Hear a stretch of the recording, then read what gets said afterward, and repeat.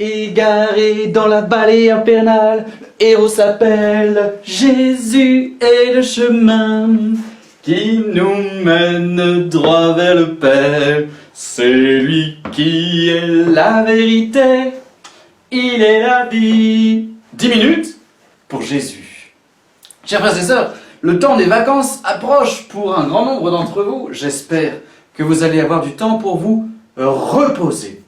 En fait, à dire vrai, ce n'est pas une option, puisque nous lisons dès la fin du début de la Bible, c'est-à-dire la fin du premier chapitre de la Bible, qui est le livre de la Genèse. Dieu vit tout ce qu'il avait fait, et voici, cela a été très bon. Il y eut un soir, il y eut un matin, 6e jour. Donc ça fait 6 jours que Dieu travaille, il construit la terre, une manière de dire, voilà, beaucoup de temps pour travailler. Ainsi furent achevés le ciel et la terre et tout leur déploiement. Le 7e jour, Dieu avait achevé l'œuvre qu'il avait faite, il se reposa le 7e jour de toute l'œuvre qu'il avait faite. Il se reposa le 7e jour. Et, chers frères et sœurs, si Dieu prend la peine de se reposer après avoir créé le monde, c'est pour nous envoyer un message. Ce que nous enseigne le premier chapitre de la Genèse, à mon avis, c'est que Dieu crée avec de l'ordre. Premier jour, 2e jour, 3e jour. Et que donc dans la création, il y a de l'ordre. Moi, je ne sais pas en combien de temps Dieu a créé le monde. Mais ce que je sais, c'est que dans la création, il y a de l'ordre. Dieu fait les choses avec de l'ordre. Pour qu'il y ait la paix, il faut de l'harmonie. Et pour qu'il y ait de l'harmonie, il faut du temps de travail et du temps de repos. Le repos fait partie de la vie. D'ailleurs, on dort, je sais pas moi, entre 6 et 8 heures par jour, ou par nuit, plus ou moins. On en a besoin. Donc Dieu a créé un monde dans lequel il y a des temps pour l'homme pour ne rien faire. Ou pourquoi faire qu'on ne fait pas. Ne rien faire, c'est pas exactement cela. C'est plutôt un temps pour laisser ce que nous sommes se déployer différemment. Notre corps, par exemple, a besoin de certaines choses, mais notre cœur a besoin d'autres choses. Notre esprit a besoin d'autres choses, notre âme, je ne sais pas trop où la mettre, elle est un peu partout, notre âme a besoin aussi de repos. Donc cette petite vidéo, nous allons partir en vacances, on va partir aussi avec Jésus, et Jésus nous dit merci, merci beaucoup pour tout le travail que vous avez fait, tout l'amour dépensé, tout le courage, toutes les batailles, les combats que vous avez menés là, toute cette année 2019-2020, et il y en a eu. Il va falloir prendre du repos. Comme je me suis arrêté pour vous montrer l'exemple, arrêtez-vous. Mais se reposer, ça n'est pas faire n'importe quoi ou ça n'est pas ne rien faire complètement. Le vide ne laisse pas la place à la paix. La paix, c'est plutôt, voilà, on dit shalom en hébreu, hein. Voilà, quand on souhaite la paix, shalom alecha, shalom alechem, ou en arabe, salam aleikum, ou dans la liturgie en France, la paix soit avec vous, le Seigneur soit avec vous. C'est-à-dire que la paix du cœur, le repos advient par un remplissement de choses bonnes. La paix, c'est trouver sa juste place, son bon endroit, la juste nourriture. Il y a ce psaume, le psaume 62, qui dit « Dieu, tu es mon Dieu, je te cherche dès l'aube, mon âme a soif de toi. Après toi, languit ma chair, terre aride, altérée, sans eau. » C'est-à-dire que notre être, c'est comme une terre et elle a besoin d'eau. On ne peut pas seulement porter du fruit, donner, servir et tout cela. Bien sûr, c'est notre bonheur. Mais on a aussi besoin de se laisser remplir, de se laisser abreuver. Et donc, pendant les vacances, c'est le moment. Je vous pose donc quelques questions pour que vous puissiez vous dire, tiens, moi, j'ai besoin de... D'abord le corps, mais aussi le cœur, l'esprit et l'âme. Le corps. Frères et sœurs, un bon oreiller, ça peut vous servir. Il y en a parmi vous qui ont besoin de dormir. Il faut dormir. Oh Jésus, j'ai besoin de me reposer. Mais ça peut être aussi un petit peu de sport, frères et sœurs, un petit peu de sport. Alors, le corps, en tout cas, il a besoin qu'on prenne soin de lui. Dieu nous a donné notre corps, c'est pour qu'on en fasse du bien. Peut-être cuisiner un petit peu plus ou un petit peu mieux. Le corps, le cœur.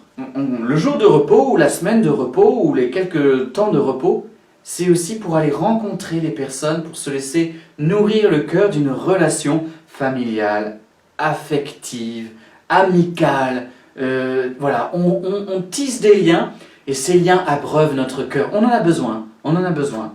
Et donc, voilà, est-ce que mon cœur a besoin de relations spécifiques pendant cet été? Du coup, on réfléchit, on part dans son agenda une case pour aller voir les potos, les copains, les amis, la famille. Le cœur. L'esprit. Peut-être que toute l'année, on court et on se dit « Oh, j'ai jamais le temps de lire ». C'est aussi parce qu'on ne prend pas le temps de prendre un livre.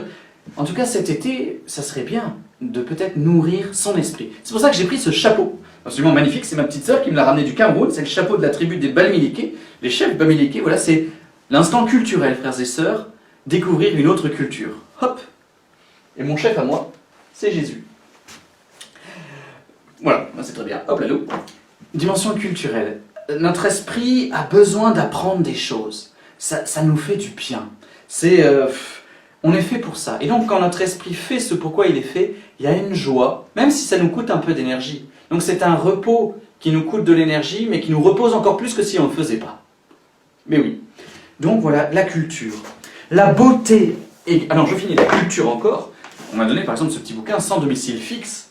Fisc, sans domicile fisc, voilà, c'est sur les paradis fiscaux et tout cela, la manière dont l'économie part en cacahuète et qu'il serait bon de redresser la barre de temps en temps dans le sens, voilà, c'est pas exactement, voilà, comprendre les rouages, les mécanismes pour améliorer, voilà, s'intéresser à la vie culturelle comme peut-être on n'a pas le temps de le faire tout au long de l'année.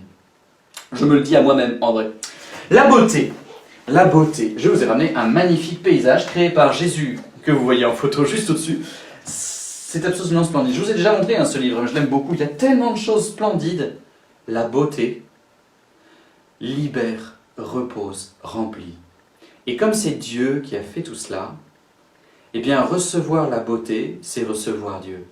Notre esprit a besoin de beauté. Il y a un livre qui a été écrit, « La beauté sauvera le monde ». Voilà. La culture, la beauté, la sagesse et la nature, ou les œuvres d'art. Je n'ai pas ramené d'œuvres d'art. Voilà, je n'ai pas ramené d'œuvres d'art. Les créations humaines. Il y a Dieu qui a créé la nature, mais nous, on est aussi capable de créer, de co-créer. C'est magnifique ce dont on est capable. Se laisser toucher. À la fois l'esprit et le cœur. Et l'âme. Dieu, tu es mon Dieu, je te cherche de l'aube. Mon âme a soif de toi. Notre âme a soif aussi de Dieu. Vous allez avoir du temps cet été, nous allons avoir du temps. Et effectivement, notre âme a soif de nourriture spirituelle. Et voilà, donc notre âme, c'est à la fois notre esprit, notre cœur. Ce sont deux images qui nous aident à mieux comprendre. Et on peut se poser la question, de quoi j'ai besoin cet été pour me laisser remplir l'âme par Dieu? Le remplissement comme un temps de paix, de pacification. Voilà, ce qu'on n'a pas le temps de faire, on le fait parce que ce qu'on n'a pas le temps de développer pendant l'année, ben voilà, on a besoin de temps pour le faire. Ça, c'est la première partie, c'est par remplissement. Voilà, le repos par remplissement. De quoi j'ai besoin. Mais c'est aussi un temps cet été pour relire, repenser à tout ce qu'on a vécu cette année. Il y a eu des événements forts. Nos évêques, alors les évêques de France invitent, et tout particulièrement Monseigneur Dolman, nous invitent à relire ce que nous avons vécu durant le confinement. Il s'est passé quelque chose d'extraordinaire, hein. C'est pas rien. Qu'est-ce qui a été dur? Qu'est-ce qui a été beau? Et qu'est-ce que je veux continuer? Qu'est-ce qui porte fruit pour la suite? Mais toute mon année comme cela, qu'est-ce qui a été beau cette année? Qu'est-ce qui m'a... Waouh, qu'est-ce qui s'est vécu? L'année scolaire, je dirais, l'année pastorale. Qu'est-ce qui a été dur? Quelles sont mes épreuves que j'ai réussi à traverser ou j'en suis pas encore indemne? Et puis enfin, qu'est-ce que je veux vivre encore après? Voilà, les vacances, on relit son année pour projeter dans la suite. Ça fait beaucoup de choses, frères et sœurs, pour le repos de nos âmes. Mais voilà, ce sont les repos. Le corps, le cœur, l'esprit, l'âme, et puis relire le passé pour se projeter dans l'avenir. Ça nous en fait des choses à faire pendant les vacances, mais bien sûr c'est paisiblement dans la détente. On relâche le « il faut » pour entrer dans le « enfin je peux ».